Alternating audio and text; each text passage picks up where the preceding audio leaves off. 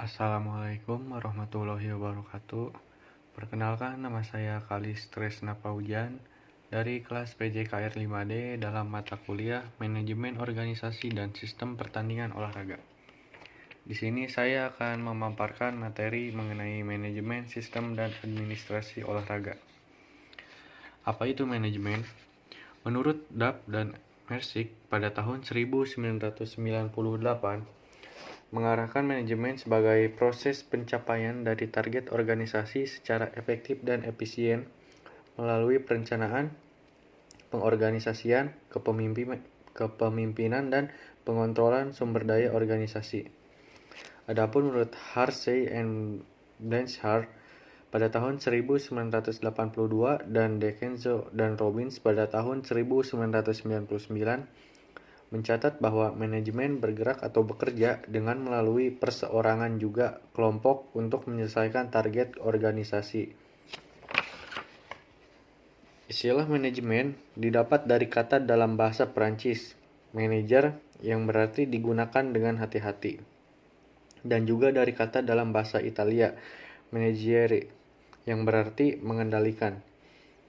Istilah tersebut sering digunakan pada sistem pelatihan kuda dan lambat laun dipakai untuk operasi militer dalam peperangan dan pengorganisasian kembali militer yang berhubungan dengan pengambilan atau kontrol. Lalu, apakah itu manajer? Seorang manajer adalah seseorang yang aktif secara khusus dan merupakan bagian dari proses manajemen.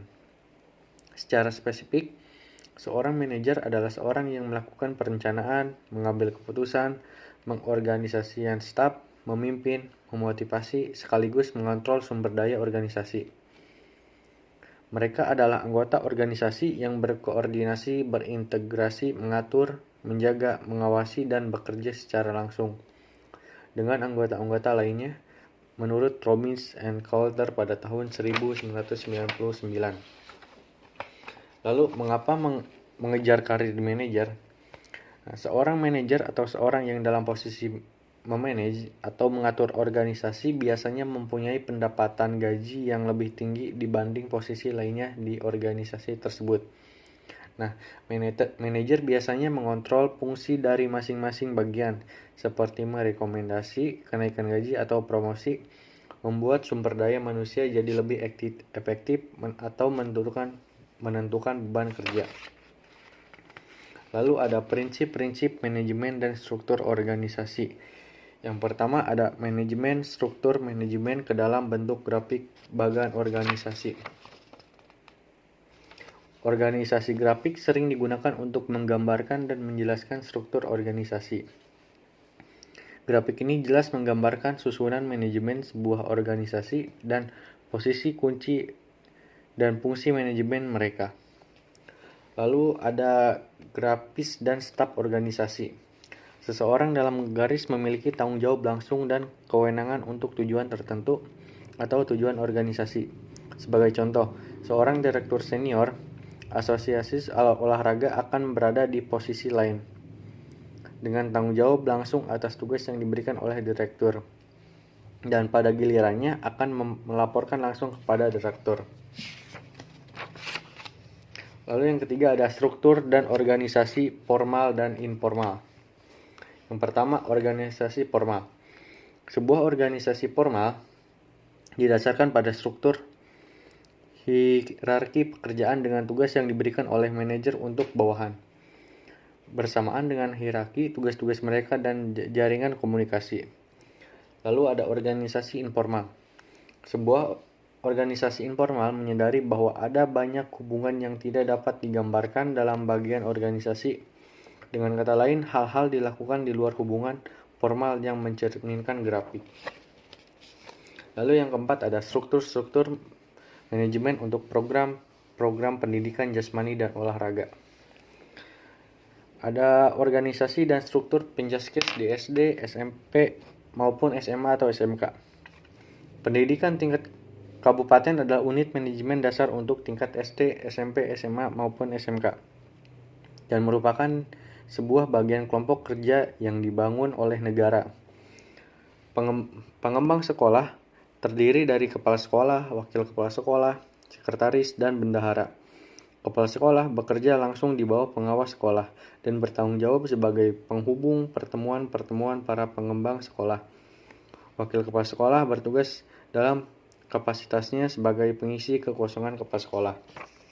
Adapun sekretaris bertanggung jawab merekam dan mengarsipkan dokumen, dan bendahara bekerja mengurusi keuangan.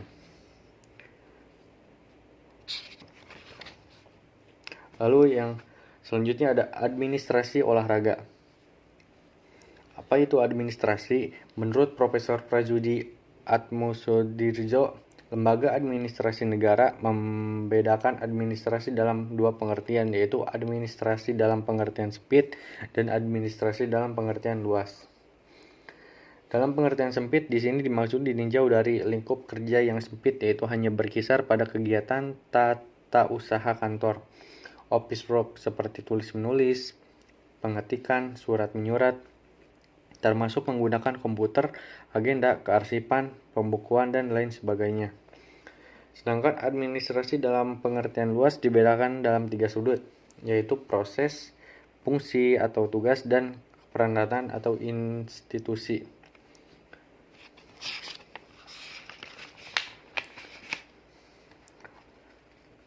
Dalam setiap organisasi atau instansi sudah tentu ada orang-orang yang menjalankan administrasi, misalnya orang-orang yang melaksanakan tugas kepemimpinan, itu pemimpin.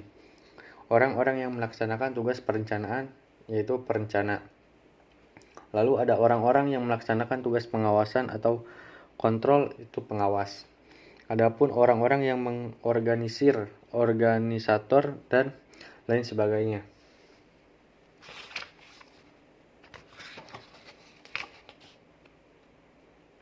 Adapun definisi menurut penulis Indonesia, misalkan dari Sutarto, administrasi adalah suatu proses penyelenggaraan dan pengurusan segenap tindakan atau kegiatan dalam setiap usaha kerjasama sekelompok manusia untuk mencapai tujuan. Lalu ada menurut Sondang Pesiagian, administrasi adalah proses kerjasama antara dua orang atau lebih berdasarkan rasionalitas tertentu untuk mencapai tujuan bersama yang telah ditentukan. Adapun manajer merupakan orang yang berusaha mencapai tujuan maupun keberhasilan melalui usaha dan kemampuan orang lain. Adapun tugas penting sebagai manajer, pertama bekerja dan melalui orang lain. Yang kedua ada memadukan dan menyeimbangkan tujuan, menetapkan prioritas yang didahulukan, lalu mempertanggungjawabkan dan bertanggung jawab, lalu ada berpikir analitis dan konseptual. Lalu adapun kegiatan manajer. Kegiatan manajer pribadi adalah pengaturan waktu, mengembangkan karir, dan keterlibatan dalam hidup. Lalu ada kegiatan manajer secara teknis, yaitu pekerjaan yang menggunakan peralatan, memecahkan masalah teknis, dan pelaksanaan fungsi. Adapun kegiatan manajer sebagai administratif, yaitu pemrosesan kerja, anggaran, dan monitoring kebijakan dan prosedur. Adapun kegiatan manajer secara interaksional, yaitu peranan antar pribadi, peranan informasional, dan peranan pembuatan keputusan. Lalu ada kinerja. Kinerja berasal dari pengertian performance yang hasil kerja atau prestasi kerja. Ada beberapa pandangan para pakar tentang pengertian kinerja. Menurut Debra L. Nelson menyatakan bahwa kinerja seseorang itu dapat dilihat dengan hasil yang dicapai. Lalu yang selanjutnya ada membuat keputusan yang bijak. Pembuatan keputusan adalah tindakan menyusun pemikiran seseorang, membuat kesimpulan, dan membuat penilaian atas beberapa pertimbangan ketika menghadapi beberapa pilihan. Administrator dikenal karena keputusan yang dibuatnya. Pernyataan tersebut bukanlah kebenaran yang absolut, tetapi menunjukkan bahwa pembuatan keputusan merupakan usulan administrator. Lalu yang selanjutnya ada faktor-faktor yang mempengaruhi penetapan pilihan. Yang pertama ada pemahaman, yang kedua ada penetapan, yang ketiga ada semangat, yang keempat ada norma-norma, yang kelima ada kebenaran dan fakta memiliki arti yang sama dan mempengaruhi cara membuat pilihan. Yang keenam, ada informasi yang berupa opini, keyakinan, dan bujukan. Lalu yang selanjutnya ada administrasi atau manajemen.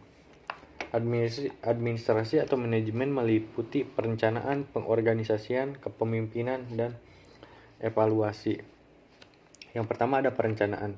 Perencanaan merupakan penentuan lebih awal dari suatu tujuan yang akan dicapai. Lalu ada pengorganisasian. Organisasi merupakan sekumpulan orang yang bersepakat untuk bekerja sama dan memiliki komitmen untuk mencapai tujuan dalam pengorganisasian. Lalu ada pemimpin. Pemimpin merupakan seorang yang dapat membuat keputusan yang tepat pada saat yang dibutuhkan. Lalu yang keempat ada evaluasi, adalah melihat kembali hasil kerja yang telah dilaksanakan, baik keberhasilan maupun merupakan kegagalan kerja untuk perbaikan di masa-masa yang akan datang. Sekian dari saya, semoga bermanfaat. Terima kasih.